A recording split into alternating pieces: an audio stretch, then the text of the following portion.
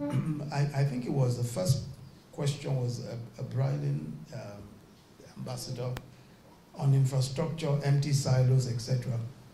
Well, yes, there are several silos. Many are empty, but many are also occupied. We have a few, especially the ones that are in the north, that we've had to use, especially for strategic storage and all that.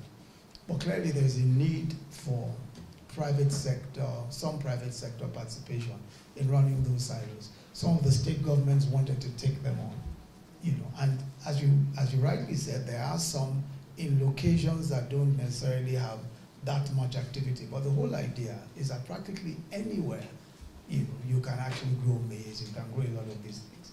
So for example, there's one in Ogun State, there's one in the southwest, is Ogun State, where already, there's quite a bit of activity around maize growing and all that.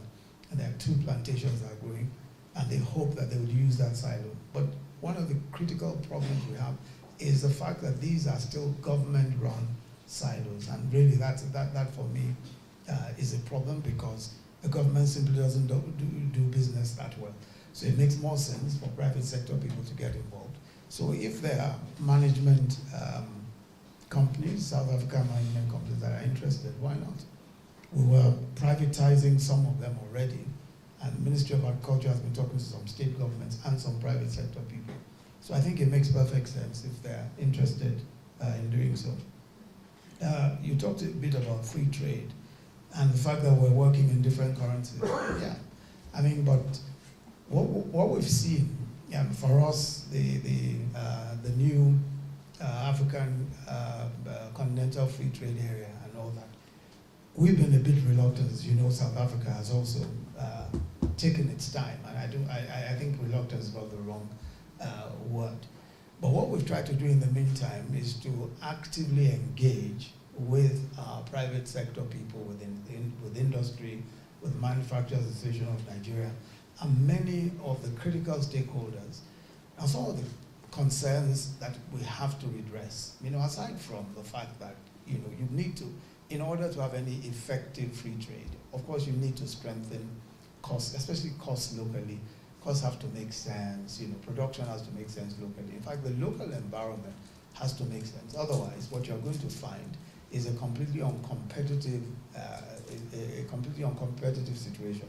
And one of the chief fears that people have is the whole idea that third parties to trade agreements may take advantage of origin rules and transship and dump.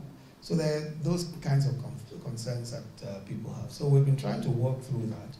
As a matter of fact, we had an African Trade Forum meeting last Friday in Nigeria, where a lot of the stakeholders, now these are the parties from various countries in Africa, who of course are interested in seeing that this document is signed and that we begin to implement.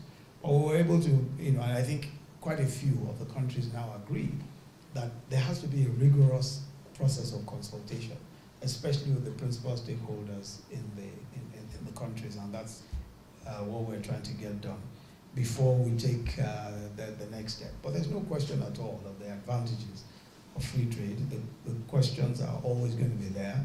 Different currencies, in fact, some of the regional economic community, some of the regional economic agreements at the moment are not working very well, so people have problems with that as well and think, why do this big one when the local ones you have are not working well? But we think that ultimately we must come to the point where we're using the African Free Trade Agreement and where we're implementing it. There's no question at all that the African market is where we all ought to play.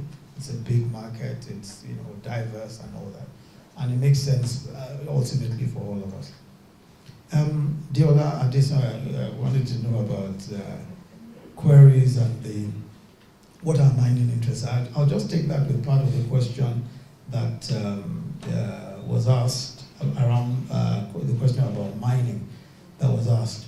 I think it was people who asked the question about mining.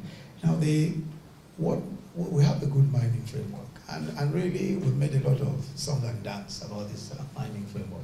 I'm really quite surprised that you say that people are still not happy with what around the transparency of the process. Yeah, but you see, I think the process is very open. You know, what we've tried to do, and one of the critical things that we've done is to ensure that the Ministry of Mines and Power, not only did we write a new mining policy, we invited stakeholders to contribute to this new mining policy. The new mining policy has been approved by the government, and there are several, you know, persons who are coming in. We've got several expressions of interest. Canadians, the Australians, I believe some South Africans also have come in. Except if you have specific concepts, very specific issues. Otherwise, the framework, in my view, is working very well. I don't see the problem with the framework. I think the framework is working well. There may be specific issues, specific concerns. What we did, where we had specific concerns, was a lab. You know, I don't know whether any of the companies I used to speak about attended the focus labs. We had a focus lab for investments in Nigeria that were huge investments that may have some administrative or regulatory challenges. And what we did was we brought everybody into the room over a 6-week period, all agencies, all ministers, all regulatory agencies, and the concerned private sector companies were all there. And what we tried to do was work through specific issues, specific problems. As a matter of fact, there's a gold mining company, I'm not entirely certain what the name of that company is now, but the gold mining company that, you know, was one of the principal companies that had some issues, and those issues were resolved. And in the area of mining, you know, there was yet another company that was doing some coal in Enugu. So there, you know, so if people have specific problems, then we can look at those specific problems. And the focus labs are continuing. This is a framework for ensuring that if you're a big investor and you have problems, everyone is brought into the room to try and resolve what those specific problems may be. But I may not be able to say much more unless there are very specific problems that you want to highlight. I think there was some talk about Ajaokuta and the problems around Ajaokuta. Well, Ajaokuta is peculiar because, as you know, there has been litigation over Ajaokuta, and what has happened over time is that it's been extremely difficult to resolve that litigation. As a matter of fact, just last week, we held a series of meetings over the mediation that's been going on. So after the transfers were done, some of the new investors went to court, and this is a long-running thing. It's almost 5 years old in terms of the conflicts between the parties, you know, between the parties who invested there and what their concerns have been. So it's a mediation, it's a process of mediation that's been going on. And we hope we'll be able to resolve that so as to free up that facility. That's a huge investment there that's been left out there for years on account of the fact that there have been disputes over the concession and what to do with the concession. And the disputes, unfortunately, have been between two investors, you know, one who feels that they have some priority over the other, and that's been an issue that we've been trying to resolve. I think with respect to the annual, the ADAPT IT, I won't be able to answer that at all unless you're able to give some more specifics. I mean, if you have a contract that you're trying to get for the public, the financials of public sector companies in Nigeria, and that's a very, you know, that's a very narrow issue. I think we might be able to talk about that on the side, but obviously, anyone who is doing, anyone who wants to do public sector financials, looking at annual statements and trying to, you know, increase transparency will interest us. I'm sure you know that already we have the IPIS. We have the IPIS, which is also geared towards financial transparency and all of that. But, and then also we have the GIFMIS, which is another of the facilities we've been using. But it will be interesting to see what you have, but that's a discussion I think we can take offline. Housing MOU, again, I think we'll have to look at that offline as well. I mean, what can I say? I don't know what the details of that are. But obviously it will be interesting to see what the exact details are. But I really can't, without knowing exactly where you are and what's going on, I may not be able to make a real comment on that. But I don't know whether you're familiar with the fact that we have a family homes fund, a major project on social housing, that we're building up a fund, a 1 trillion naira fund and all of that. Are you part of that? Yes, I'm talking to Femi. Yeah. Okay, you're talking to Femi about that. Okay, good. You know, I think we can take that conversation a little further if we're able to meet and talk about this. And I have 1 or 2 people, I have Mr. Timbuktoo here, who might be able to help with following up and all that. Yeah, okay, the business climate uncertainties. I don't think there are uncertainties in the business climate in Nigeria. The mere fact that MTN has a problem doesn't mean that there's an uncertainty in the business climate in Nigeria. The MTN situation is an unfortunate one because, you know, as you know, they had a previous situation which led to a fine.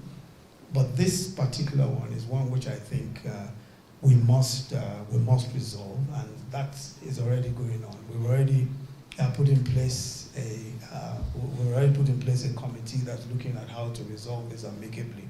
I think that when all is taken into account, you know, I do not think that this is a situation where MTN would be on the back foot at all. And I think that most of us are agreed that this can be resolved amicably and without any great damage or loss being done to the company. But I wouldn't want to preempt what is going on, but only to say that we have it in hand, and I'm sure the MTN themselves are quite satisfied with the pace of the resolution of what is going on. But I mean, frankly, I mean, it's a bit difficult to say that there are uncertainties on account of the fact that one company has a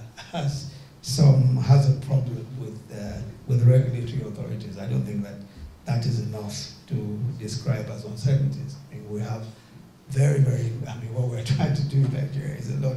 We're doing, I mean, investors are here and there and everywhere, and we're trying to work with them closely. But where there are problems, we also try to resolve them. You know, I chaired the second meeting on resolving these MTN issues, and we take all of the regulatory problems that any of our investors have very seriously, and that's how come I chair even the meetings to resolve some of these issues.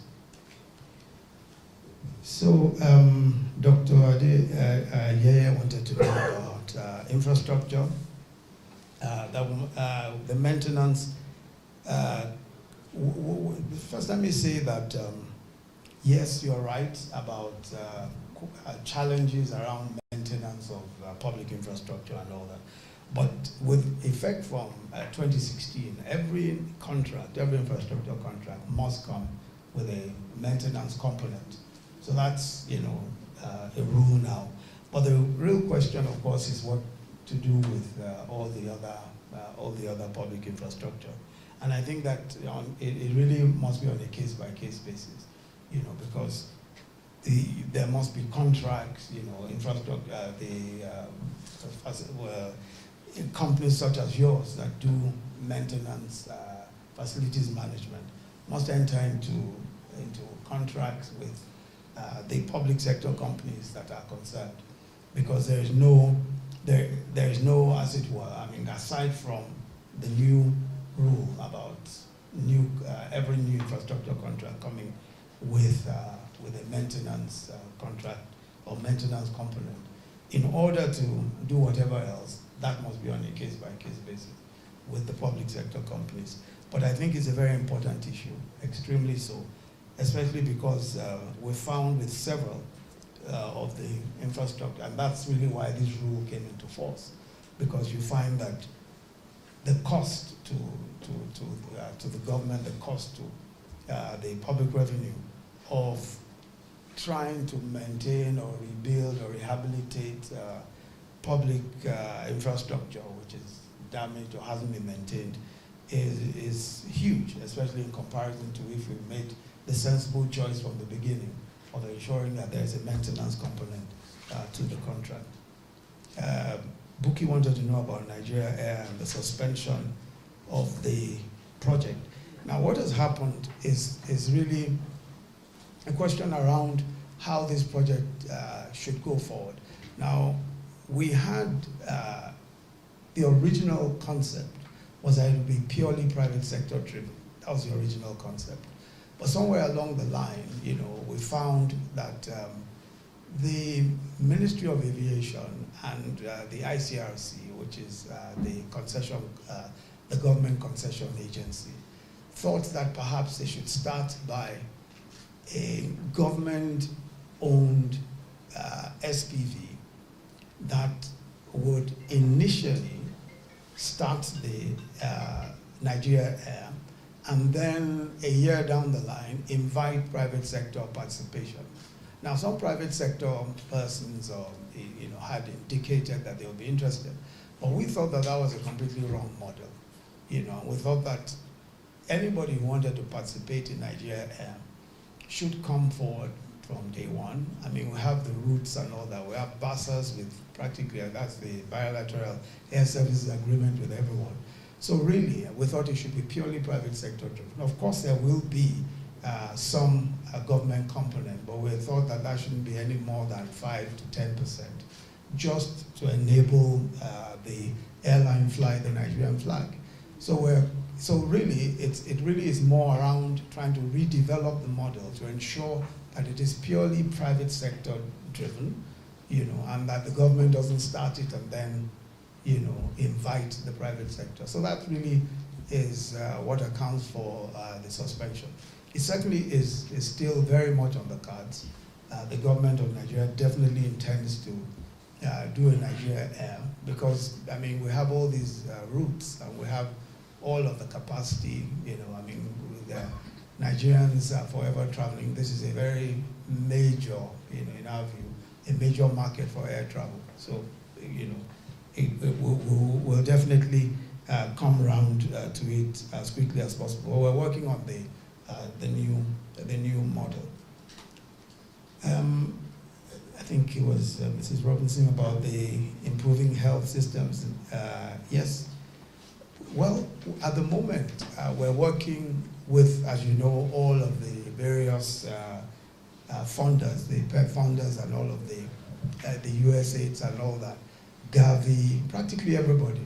Now, we always have challenges with funding healthcare, but for us, I think that we are very concerned about ramping up our own healthcare financing. And that's why one of the chief issues that we're dealing with now is the whole issue of the NHIS, the National Health Insurance, ensuring that we're able to make health insurance compulsory and government being able to make the payments for those who cannot afford to make those payments.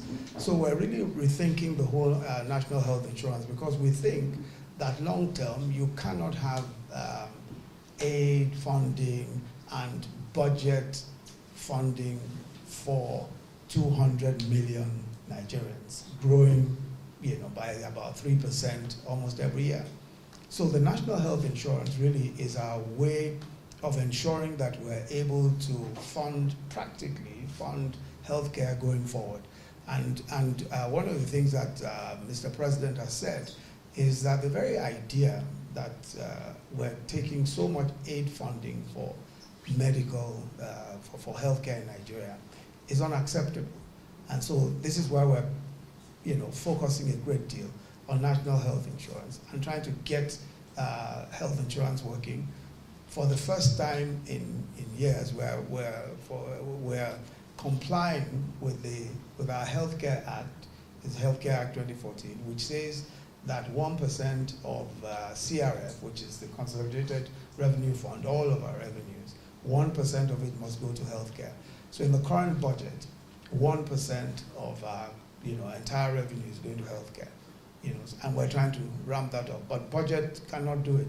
If you look, and I'm sure you're familiar with the health challenges and the healthcare challenges, especially the financing of it.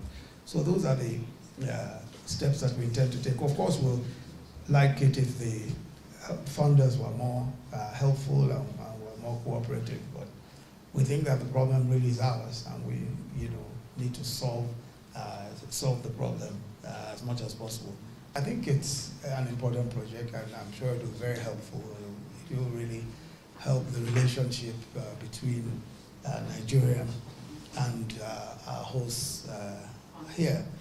But I also want to say that by and large, I think if you look at the Nigerian community here in South Africa, I think that the vast majority are really doing very, very well indeed. I mean, I know that there are several, even in the universities, several professors, several persons in research agencies, and all of that. I think that, always our emphasis, as you've said, must be on celebrating and highlighting these individuals who are doing so excellently here and who are doing so well, while working at our image with respect to the very few who obviously make the news but are clearly not representative in any way of the vast majority of our people. But I also want to mention that the last time I was here in South Africa, I had a meeting with the business community, Nigerian business community, and I'm a bit surprised at this meeting that the same issue was not raised about, the enabling environment for Nigerian businesses here. I expected perhaps that Ipikule might want to mention it, but obviously he might not want to be controversial amongst his hosts here.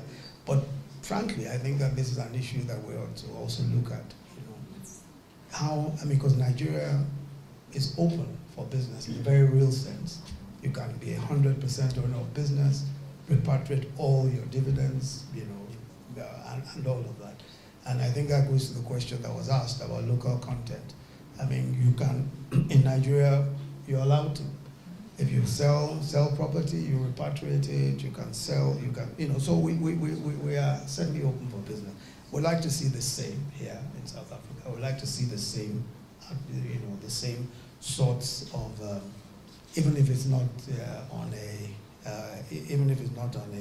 reciprocal basis, but certainly we'd like to see Nigerian businesses doing very, very, very well here and being accommodated in much the same way that we accommodate South African businesses in Nigeria.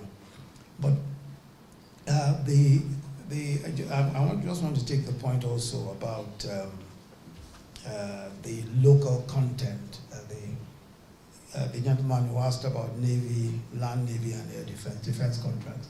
First, defense contracts tend to be, in terms of procurement, what we've tried to do is to make them as government to government as possible in terms of procurements. But almost invariably, it is private companies that governments put forward anyway.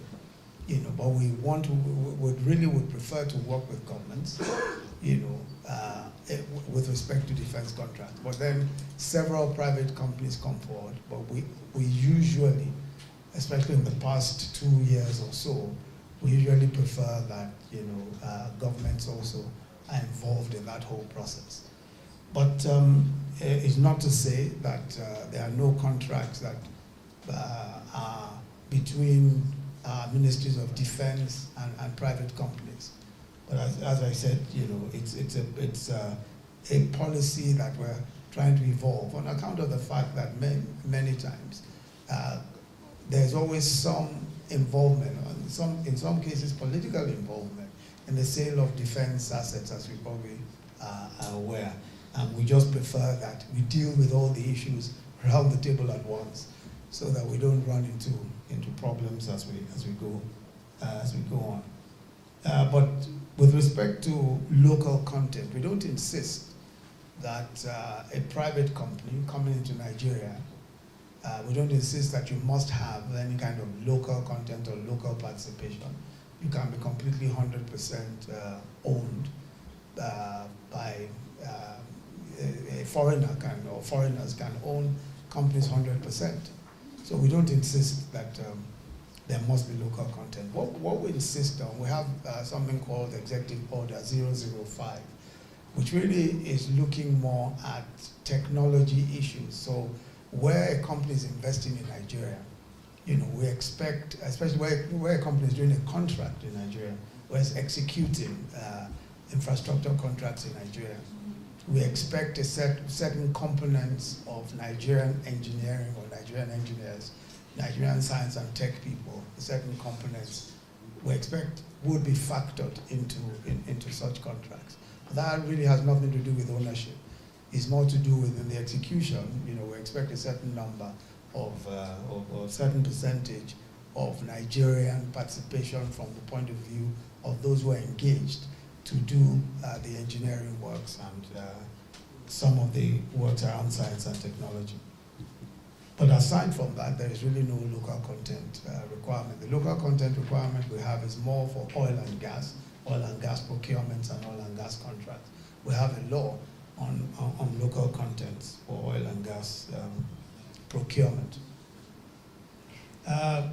Then Mr. Okoli, the president of before I go to that, there's also an Executive Order 003, which also talks about public procurements and local content in public procurements. But that has nothing to do with what you're saying. My attention was just drawn to Order 003 as well. But that's more public procurement. So if if the government of Nigeria or any of its agencies wants to buy anything or wants to procure a contract, we expect that a portion of it will have local content. But that has nothing to do with foreign investors anyway coming into Nigeria. I think it's Chief Benjamin Okoli, President of the Nigerian Community. But if you're not a chief yet, I make you one.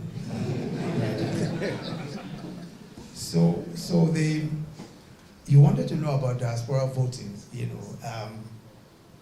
First, there are two problems around diaspora voting. The first is that we need to have some certainty as to the number of residents of any one country, the number of Nigerian residents in any particular country. So we need to know how many Nigerians, for example, are in South Africa, how many are in the UK and all of that. A bit more certainty around that, which is one of the problems that we've encountered. Generally, we're just, having an up-to-date data of Nigerians and where they are and all of that, where they are located. That's one. The second is that, of course, we need a law, because the law at the moment does not allow diaspora voting. And I've heard, several of our people in diaspora who want to participate in voting. Now we have the good fortune that Abike Dabiri, I'm sure you know Abike Dabiri, has recently been appointed 2 days or 3 days ago, I'm told, was appointed the executive chairman of the Diaspora Commission. And one of the principal things that the Diaspora Commission will be looking at are all of these sorts of issues. And she's one of the principal proponents of even diaspora voting, etc. So I think we're in a good place now, to advance that cause. But it will require legislative change. There has to be a law, because at the moment, the law only allows you to vote if you are within constituencies as delineated under our electoral laws. So if you don't have, if you are not in Nigeria, you obviously can't vote at the moment. So there's a need for a change. The last point, of course, on that is that we need to also, we are working very hard about electoral integrity generally. And the sorts of disputes we've had over, elections and all of that, rigging of elections and the the sorts of controversies that we've had over time. So while trying to grapple with the local issues, I mean, in the past 3 years, I think that has really reduced. In the past 5 years, it's really reduced. And so they get me a bit more confident about the integrity of the whole electoral process. But I'm not so sure that anyone is in a hurry to immediately bring in the added dimension of diaspora voting. So, I mean, where, for example, we might have been reasonably certain of the number of votes that we had, suddenly somebody comes from South Africa with 5 million votes. I mean, we really have to, I think we really have to watch this and bring this in as carefully as possible. But in truth, I think it is an issue which we must address. And I believe that with the kind of enthusiasm that many of our people in diaspora have about voting, I don't think it will be too long before we actually have an amendment, especially now with electronic voting and all of that. I don't think it will be too long before we have an amendment which would allow which would allow diaspora voting. That's fine for that. I think that's, then the young entrepreneurs, yes. Well, I'm sure you're quite familiar with a lot of the work that's going on with young entrepreneurs in Nigeria, especially in the technology space, fintech in particular. There's a lot of excitement around that, and a lot of work going on too. What we've done is that about early this year, we set up a technology and creativity advisory group, which I have the privilege of chairing. Now, that group is really meant to formulate policy around the work around technology and creativity, especially entertainment, which are two areas where there is really a lot of very, very excellent stuff that's going on there. And we're all very excited about what we're seeing. Now, we've brought all of these young people together, many of the entrepreneurs and all of that, are in this technology, creativity, and advisory group, technology and creativity advisory group, basically to formulate policy. Because, the kinds of things that we're seeing is a whole lot of disruption going on, especially in the financial space. So you have the banks who are extremely worried about what is going on with the fintech companies, and the fintech companies, of course, aggressively, expanding the scope of financial inclusion and all of that, going to the places where banks wouldn't go, doing the sorts of things banks wouldn't do and all of that, and, generally creating a great deal of excitement in the space. Now, in order to ensure that we don't stifle that, and also that we're able to assure the banks and reassure the entire financial environment that they are still going to have some lunch at the end of what is going on, we're working on all of these policies, and we're working with the principal players in both technology and creativity. Recently also, the Bank of Industry established a fund called a tech fund. It's a 10 billion fund, basically to fund innovation and creativity. So that's also something that can be accessed. We're also talking to the FDB. As a matter of fact, between yesterday and today, we've held further discussions on an innovation fund that we're hoping the FDB can work with us on. As you know, Rwanda and Ivory Coast have innovation funds supported by the AFDB, and we're looking at something along those lines. We're looking at a $500 million fund, which we hope that if we're to get half of that, we'll leverage that for the entire sum. So we're really looking at how to effectively fund entrepreneurs in innovation and technology and all of that. And we think that this is certainly for us the way to go and the way of the future. In fact, that future is already here as far as we can see. So that's it.